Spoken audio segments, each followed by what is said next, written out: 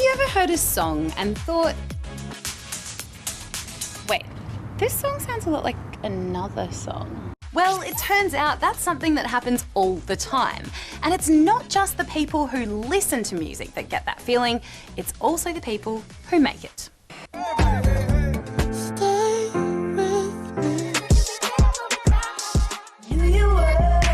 These are just a few famous musicians who have been accused of ripping off another famous musician's music. Most recently, it was Ed Sheeran and his 2014 hit Thinking Out Loud. Darling, I will be loving you till we're 70. Versus this 1973 classic, Let's Get It On by the late Marvin Gaye. I've been really trying, baby.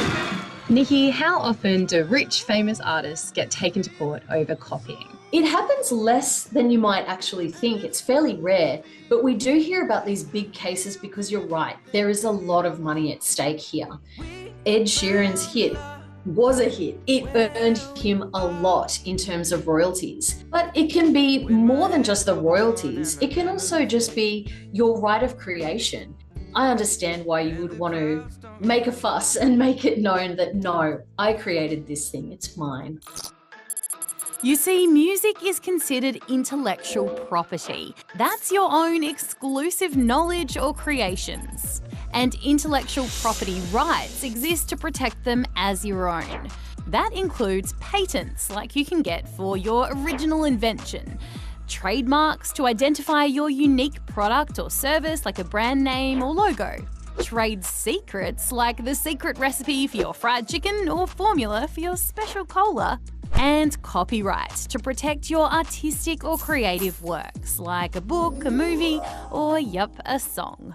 Why is music copyright so important? Copyright is important because this is how musicians get paid.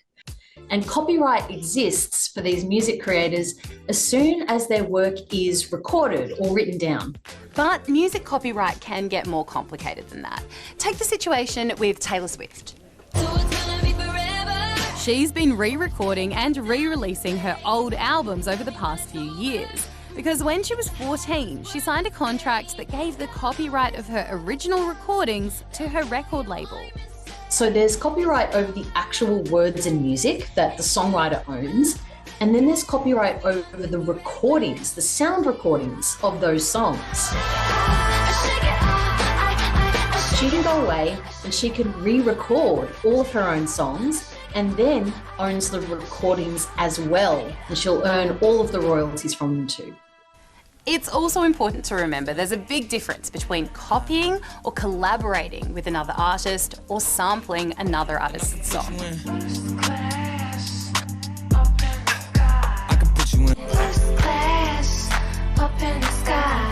When you're using samples, you actually have to clear or get permission to use both the words and the music, so the songwriter's permission, but also permission to use that recording that you've sampled and put in your new song. Some big copyright court cases have ended in artists paying up big, and I mean big.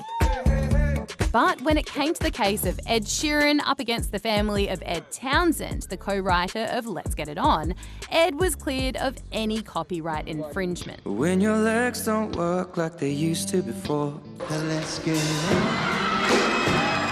The court found the chord progression and rhythm used in both songs wasn't so original in the first place. They are in a songwriter's alphabet, our toolkit, and should be there for all of us to use. No one owns them, or the way they are played, in the same way that nobody owns the colour blue.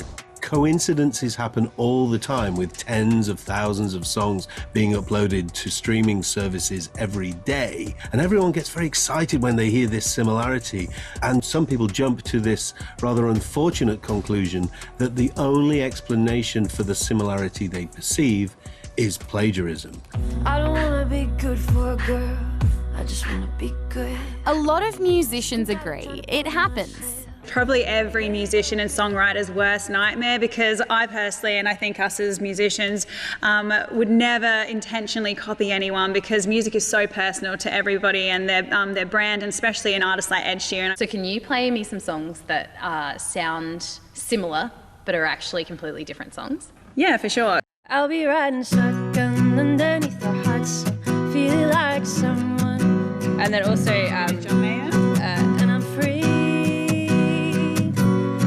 for a little. So you can see how they sound quite similar. What another Don't know how you met me, you don't know why. You can't turn around and say goodbye. Really similar. Yeah. So while it is important to protect music copyright, some say it's also important to protect creativity. For me, like songwriting is always kind of like an emotional thing. How am I feeling, or what is something that I want to express? So it's not like, oh, I want to copy that song, or I want to, get that sort of vibe. You go in there because you're feeling something and you want to get out your emotions and express yourself creatively. I think music is universal.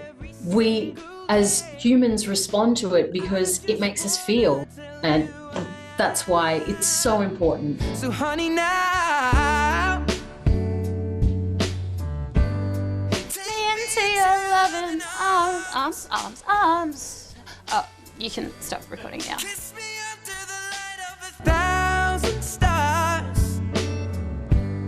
Place your